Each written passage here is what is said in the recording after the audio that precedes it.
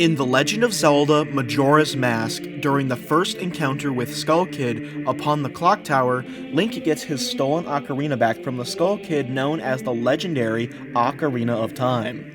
Link then has a flashback to when Zelda gave him the ocarina once again after his adventure to save Hyrule as the Hero of Time. During this flashback, Link remembers the melody of the Song of Time as well as words of advice given to him by Princess Zelda herself.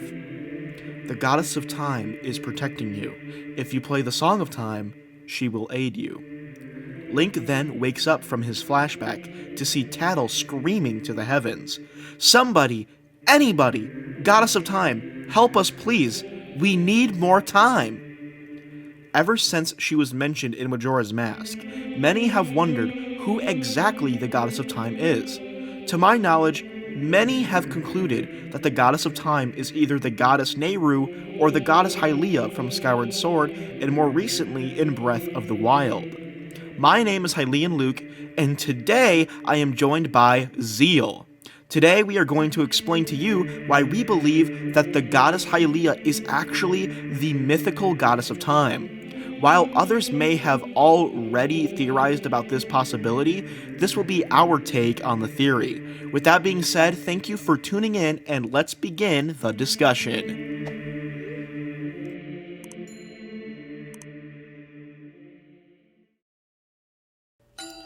To start this discussion, we will be starting at Hylia's debut in The Legend of Zelda Skyward Sword. Because there really isn't an order to this, we are going to start at the Temple of Time in the Lanayru region. After exiting the Lanayru mining facility and entering the Temple of Time through the alternate entrance, Link encounters Impa and Zelda retreating through the fabled Gate of Time from Demon Lord Girahim. While Girahim is distracted fighting Impa, Zelda sends Link her harp known as the Goddess Harp. With the help of Link defending them, Impa and Zelda escape into the past from Girahim and destroy the Gate of Time behind them so Girahim can't continue to chase after them. After this, Link travels back to the sealed grounds with his new instrument and learns the Ballad of the Goddess from Impa. Upon doing so, another Gate of Time is summoned within the sealed temple. The Gates of Time are our first piece of evidence here. In Lanayru, the Gate of Time here was located inside the first Temple of Time. The second Gate of Time is in the Sealed Temple, which originally used to be known as the Temple of Hylia. A robot near the Temple of Time even claims that Hylia created the Gates of Time herself. This is the Temple of Time. Within it is the sacred Gate of Time made by the goddess. Bzzt. The fact that the goddess Hylia created the Gate of Time is a huge factor of evidence. To continue on with Skyward Sword, we are going to head into the Thunderhead portion of the sky. Located in the Thunderhead is the Isle of Songs, a floating building in the sky created by Hylia for her chosen hero. Upon entering the building, we are met by a singular isle with a crest at the end. After Link uses a Skyward Strike on the crest, a statue of Hylia emerges to sing one of 3 tunes to Link so he may continue his quest. Farore's Courage, Nehru's Wisdom, and Din's Power are the 3 tunes Link learns here. Before singing the song though, Fi recites a message from the goddess. He who seeks the sacred flames, listen well, for I guide you from my place at the edge of time. Fi's message from Hylia here is rather self-explanatory. Hylia is about to guide the hero from the edge of time. The fact that she says, my place, to me implies it is where she belongs or it is her home.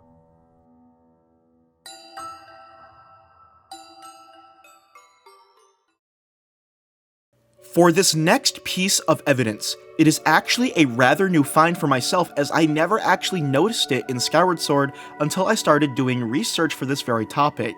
If we enter the Isle of the Goddess where the Goddess Sword rested, we can see a very particular symbol located in the back of the room, where the stone tablets are usually placed. We can see the symbol seems to be the shape of Hylia in her divine form as a proper goddess. This symbol, truth be told, can actually be found in several areas of the game that are closely attached to Hylia.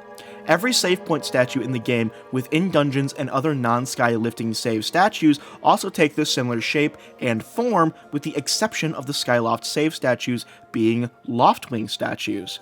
To continue on in the Isle of the Goddess statue, if we enter the statue, walk up to the Goddess Sword pedestal, and then turn around, we can see a special piece of artwork of this same symbol of Hylia, but with the twist of her holding the Goddess Sword. This same symbol of the goddess can also be found in Sky Keep, which makes a lot of sense seeing how she was the original caretaker of the Triforce. We can also see this symbol within the Zeal Temple, which also makes a lot of sense because in the past, the Zeal Temple used to be known as the Temple of Hylia. Since this is Hylia's divine symbol, it makes sense to have her symbol plastered all over the temple. The symbol is also located inside the Isle of Songs, as it was made by Hylia for her chosen hero so he could be taught the necessary melodies to continue his quest. The most interesting one for me, however, is the fact that this exact same symbol of Hylia is located in the Fire Sanctuary. Inside the boss room, where Link must fight Girahim a second time, Girahim points out the markings on the wall and how it changed his outlook on his schemes. The markings on the wall, truth be told, are actually a depiction of the goddess Hylia centered in between the two gates of time she created. The first located in the vast desert of Lanayru in the Temple of Time, and the second one located in the greens of the forest, the Sealed Temple. I'm not gonna lie, when I first discovered this symbol of Divine Hylia, I actually got extremely hyped in figuring out all the different locations you could find the symbol.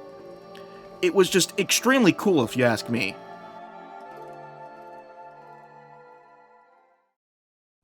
Now we are going to backtrack a tad bit. Remember earlier when we mentioned the Lanayru mining facility being connected to the Temple of Time? Well, we believe this can also be evidence towards Hylia being the goddess of time. After all, the Lanayru mining facility was created to harvest and obviously mine the timeshift stones found all over this region. Why would the Temple of Time, the home of a Gate of Time created by Hylia, be connected to the Lanayru mining facility, a timeshift stone harvesting factory, unless it had something to do with Hylia being the goddess of time? I say it is because Hylia is the goddess of time, that there is a direct entrance to the Temple of Time from the Lanayru mining facility. There is even a minecart in the hallway that connects these two areas together that is meant for timeshift stone transportation. However, since there is nothing in the minecart, Link uses it to transport himself from the facility to the temple. To finish off on our points for Skyward Sword, we will finish it off by saying that the Sealed Temple, after the establishment of the Kingdom of Hyrule, was reconstructed into the Temple of Time seen in Ocarina of Time. This is because the Master Sword was placed in a pedestal in the Sealed Temple at the end of Skyward Sword, and eventually the building was renovated into the Temple of Time we know in Ocarina of Time. Speaking of Ocarina of Time, there are actually some points in this game as well that are worth mentioning. Since we are talking about the Temple of Time now within Ocarina of Time, let's mention some items that are found or used within this temple. First off, the Master Sword, as it is a direct connection between Skyward Sword and Ocarina of Time. The Master Sword's role in Ocarina of Time is a little different from Skyward Sword's, yet either way, it is still the legendary blade for the hero. After Link pulls the sword from the pedestal, he falls into a 7-year sleep, only to awaken inside the Chamber of Sages as an adult and be dubbed the Hero of Time by Rauru, the Sage of Light. Rauru tells Link of his new mission and sends him on his way with his symbol of power, the Light Medallion. When Link returns to the Temple of Time, he is met by Sheik, a member of the Sheikah tribe. Sheik tells Link where he can find the missing sages to awaken their power, and says these lines. As long as you hold the Ocarina of Time and the Master Sword, you hold time itself in your hands. Link, we shall meet again. Considering the Master Sword originated as the Goddess Sword created by the goddess Hylia, who is quite possibly the goddess of time, this makes a lot of sense. Speaking of the Ocarina of Time, this special ocarina also plays a role in hinting that the goddess of time is truthfully her grace, the goddess Hylia. We see what the Ocarina of Time is capable of in terms of time-traveling powers thanks to the Song of Time. In Ocarina of Time, we get a taste of its powers by using it to play the Song of Time in front of the Door of Time, so the pathway to the Master Sword would open. As an adult, Link also used the Song of Time to transport Stone of Time blocks in dungeons back in time to Link's present. The Song of Time's capabilities really shine in Majora's Mask, however. As a direct sequel journey for the Hero of Time, The Song of Time allows Link to fast forward through time, slow down the flow of time, and revert back to the dawn of the first day, a specific point in time. The fact that this is even possible, though, is because the Song of Time is being played on the Ocarina of Time. The Ocarina of Time is no ordinary ocarina, as it was confirmed in the Hyrule Historia that the Ocarina of Time was created out of one of the many timeshift stones from Skyward Sword. So it's very possible that the Ocarina of Time was created from a timeshift stone upon the founding of the Kingdom of Hyrule, and was then passed down through generation to generation within the Hyrulean royal family, until Ocarina of Time's Princess Zelda gave it to her chosen hero as a departing gift from her kingdom.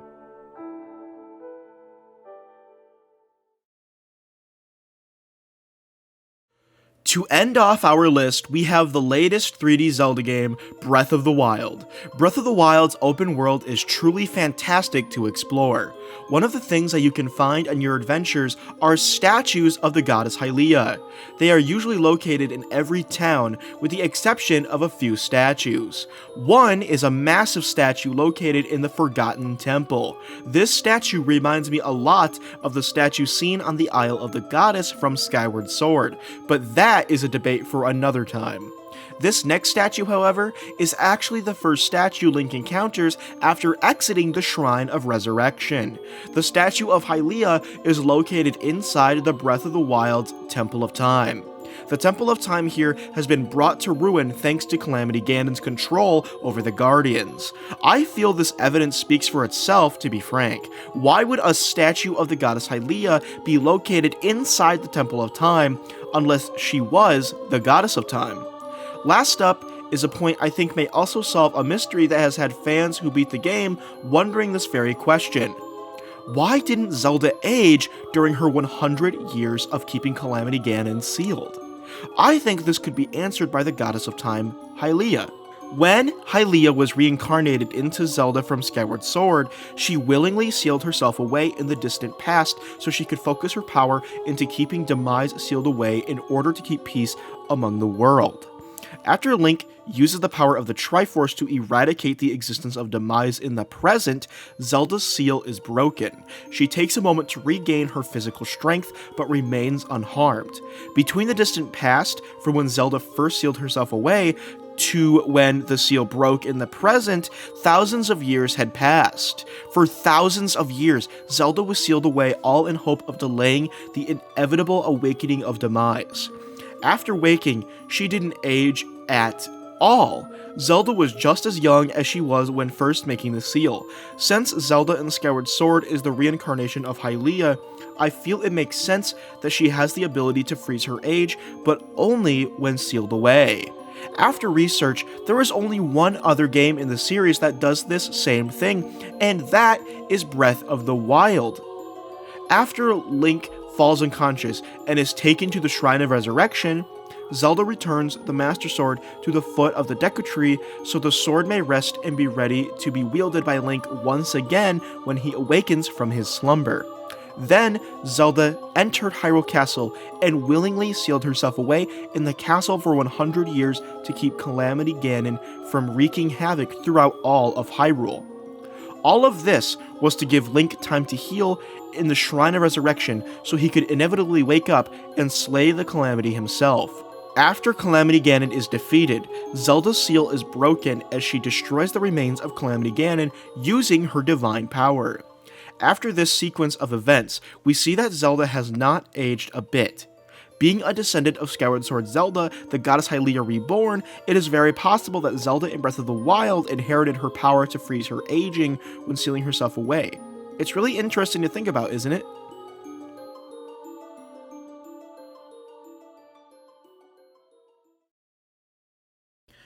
Finally, we have reached the end of the video. What do you think? Are all of these viable answers to the goddess Hylia being the fabled goddess of time talked about in Majora's Mask? Are there any you don't agree with? Let me know your thoughts in the comments below. Huge shout out to Zeal for joining me on this video. Zeal is yet another Zelda YouTuber that makes great Zelda content. Please go check out his channel and drop him a sub. A link to his channel is in the description below. If you haven't yet, please be sure to subscribe to my channel and click that bell notification to be alerted on all upcoming uploads in the future. leave a like on the video, and you can check out all my social media accounts in the description below.